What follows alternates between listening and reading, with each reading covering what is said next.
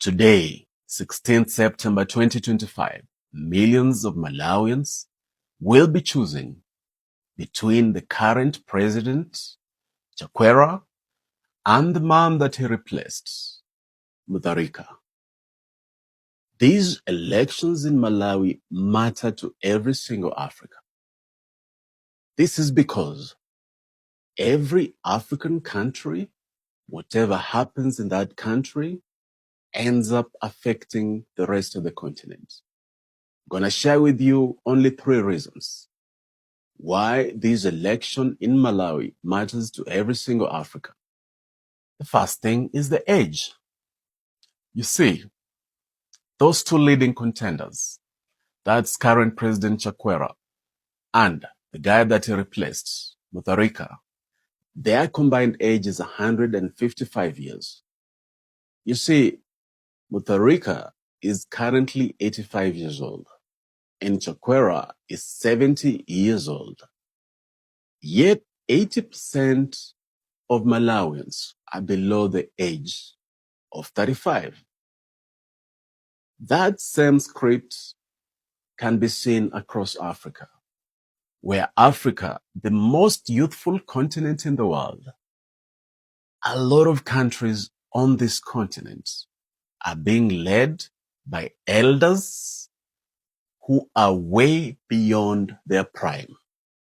Now, if many of these elderly presidents, if they had revolutionary thinking, innovative thinking, then we would have no problem with that.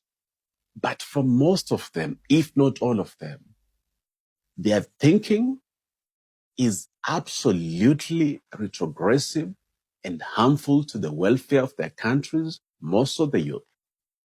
So that is the first thing, that the young people of Malawi have to choose between 2 old people who arguably are not innovative in their thinking.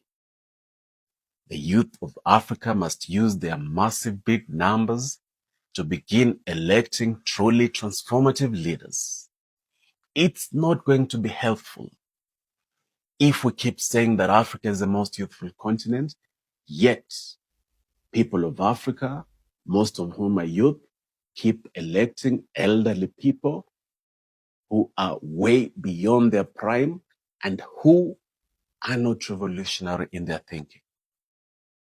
The second reason why today's election in Malawi should matter to every African is the late Vice President of Malawi, Saulos Chilima. This guy died last year in 2024 in a plane crash. Now, there have been 2 investigations that haven't found any evidence of foul play. However, Saulos, the guy that passed on tragically in that accident, he was very, very popular with young Malawians, and he had fallen out with the current president. If he had lived, he would have been a leading contender in today's elections. Actually, let me zero into 3 elections that are taking place in Africa next month. That's in Cameroon, in Cote d'Ivoire, and Tanzania. In those 3 countries, the 3 opposition leaders in those 3 countries are all barred from running for elections because the executive, the presidents of those countries, have compromised the judiciary and manipulated it to accuse these 3 guys with false charges.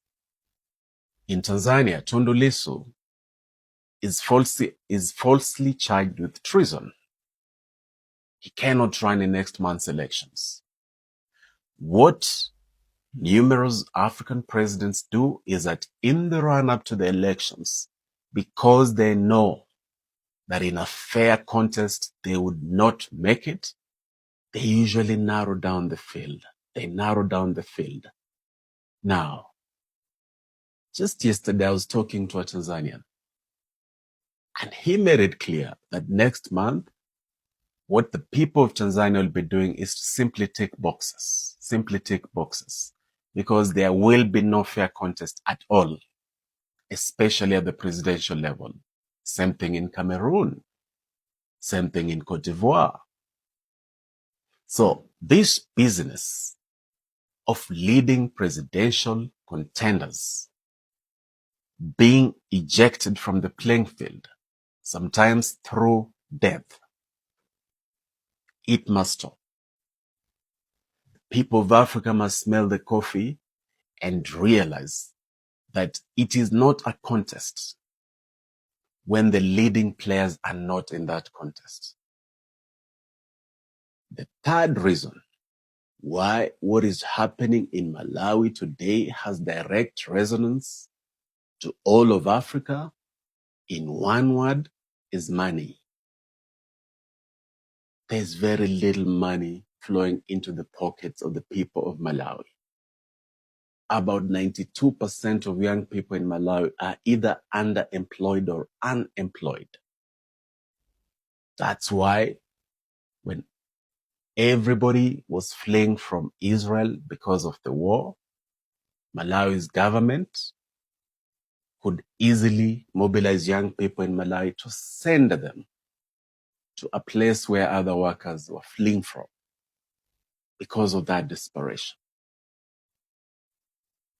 Malawi is going through a jobs crisis. The current president, promised 1 million jobs when he took over. Those jobs, you have to look and look and look to even find a few thousand decent jobs that have been created under this presidency. And that is the same story across Africa. It's the same story. There is chronic youth unemployment on this continent. It is a crisis that must be declared a continental disaster. So, when the people of Malawi go to vote today, the key electoral issues that they'll be facing that will be fueling the decisions they make are similar across the continent.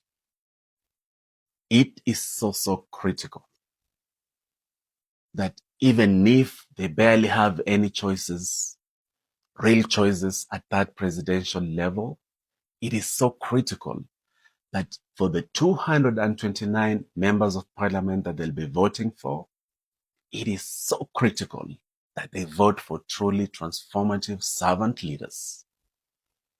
We have now seen it in countries like Kenya and in numerous other African countries that when the legislature is compromised, it emboldens the executive to run amok and trample on the people. But when the legislature does the job that it's supposed to do, not only do they pass transformative legislation, but they hold the executive in check. So we can only pray that Malawi's voters will vote for truly transformative members of parliament. We are watching Malawi, not just today, but after today. There is no reason why Malawi should continue being amongst the poorest countries on earth. No reason at all. There is no reason for Malawi to continue depending and relying on tobacco, a single cash crop. As we celebrate the fact that President Chakwera has ensured that the train is running again in Malawi after decades, as we celebrate the fact that he has built many roads, we need to normalize those things. Because presidents should be doing those things. It should not be something that when they do it, it completely stands out. They don't do it with their own money. They do it with the taxpayers' money. So today, as Malawi votes, Africa is voting too and watching.